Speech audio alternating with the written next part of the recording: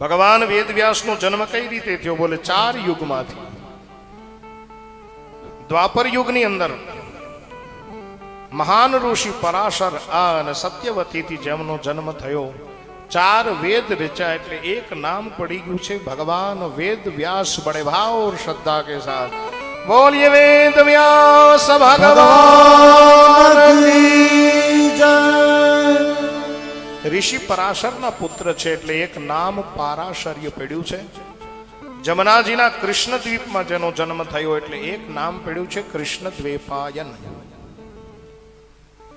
અને આ જ ઋષિએ બદ્રિકાશ્રમની અંદર, બદ્રિકાશ્રમ એટલે શું? અહીંથી 300 કિલોમીટર બદ્રીનાથ તમે જાઓ, ત્યાં માણાગાંવ છે, માણાગાંવની આ બાજુ એક ગુફા છે અને એ ગુફાની અંદર પોતાનો આશ્રમ બનાવી. બદ્રી એટલે બોરડી, ત્યાં બોરડીના ઝાડ ખૂબ છે અને બોરડીના બોર ખાઈ ખાઈ અને જેણે તપ કર્યું અને મને તમને શાસ્ત્રો આપ્યા એટલે એક નામ પડ્યું છે ઋષિ બાદરાયણ. પોતાના આશ્રમની અંદર એકવાર વ્યગ્ર ચિત્તે બેઠા છે, નારદજીનું આગમન થયું અને ખિન્ન મને બેઠેલા જોઈ અને નારદજી કીધું હરિનો દાસ કોઈ દી ન હોય ઉદાસ. પણ મહારાજ આ ઉદાસી શાની છે?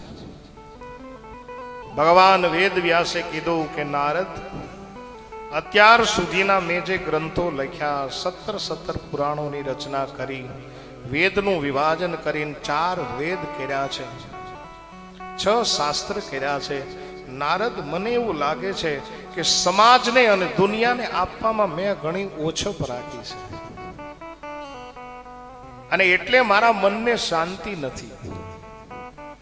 જો મેરે ભાઈ બહેન, સંત હંમેશા સમાજની ચિંતા કરતો હોય છે, સંત હંમેશા સંપત્તિની ચિંતા ન કરે.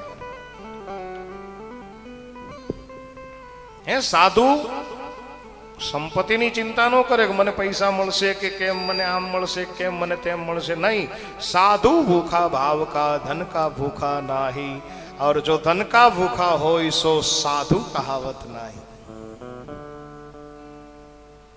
એક સંત પોતાના આશ્રમની અંદર બેઠા બેઠા ચિંતા કરે છે શેની? કે આ સમાજને આપવામાં મેં ઘણું બધું ઓછું રાખ્યું છે. એ નારદ, મને એવું લાગે છે કે એટલા માટે મારા મનને શાંતિ નથી મળતી. ત્યારે નારદજી કીધું કે મહારાજ એક વાત કહું. બોલે શું? 17 પુરાણોની રચના કરી અને એમાં તમે ભગવાનને જ્ઞાન અને વૈરાગ્ય સભર ચિતર્યા છે. ભગવાન કોણ? બોલે પરાત્પર બ્રહ્મ. ભગવાન કોણ? બોલે તત્વમસી. ભગવાન કોણ? બોલે અહમ બ્રહ્માસ્મિ.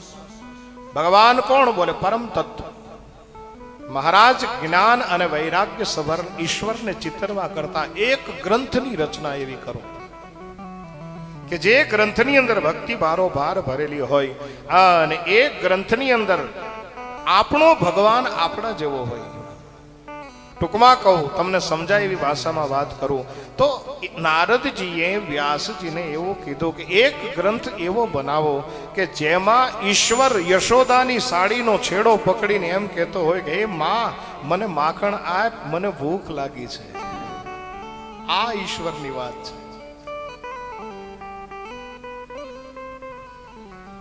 આમ કહી અને નારદજી પોતાના પૂર્વજન્મની કથા કરી અને નારદ દ્વારા વેદ વ્યાસજીને 4 શ્લોક મળ્યા છે. અહમેવા સમેવાગ્રે નાન્યદ યદ સદ સત્પરમ પશ્યાદહમ યદેતસ્ય યો વ્યશિષ્યેત સૂક્ષ્મ્યહમ. આ પહેલો શ્લોક. નારદજીએ વેદ વ્યાસજીને બીજો શ્લોક આપ્યો. ઋતર્થે યત પ્રતીયેન ન પ્રતીયેન ચાત્મની તદ વિદ્યાદાત્મનો માયા યથા ભાસો યથા તમ. આ બીજો શ્લોક. નારદજીએ ત્રીજો શ્લોક આપ્યો. યથા મહંતિ ભૂતાની ભૂતેષુ ચાવ્યચંશનુ પ્રવિષ્ટાન્ય પ્રવિષ્ટાની તથા તેષુ ન તેષ્વહં. આ ત્રીજો શ્લોક. અને ચોથો શ્લોક આપ્યો છે.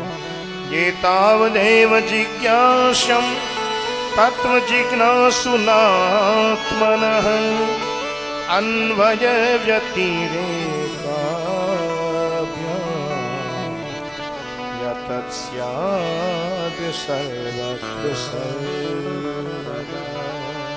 આ 4 શ્લોક આપી અને કહ્યું કે મહારાજ એક દિવ્ય ગ્રંથ બનાવો जिनमें भक्ति हो.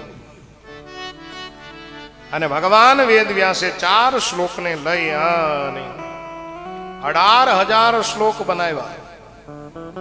આ 4 શ્લોકમાંથી 18,000 શ્લોક, 12 સ્કંદ, 335 અધ્યાય અને 75 લાખ અક્ષર વાળી એક ગ્રંથ બન્યો, એક સંહિતા બની. એનું નામ છે શ્રીમદ ભાગવત.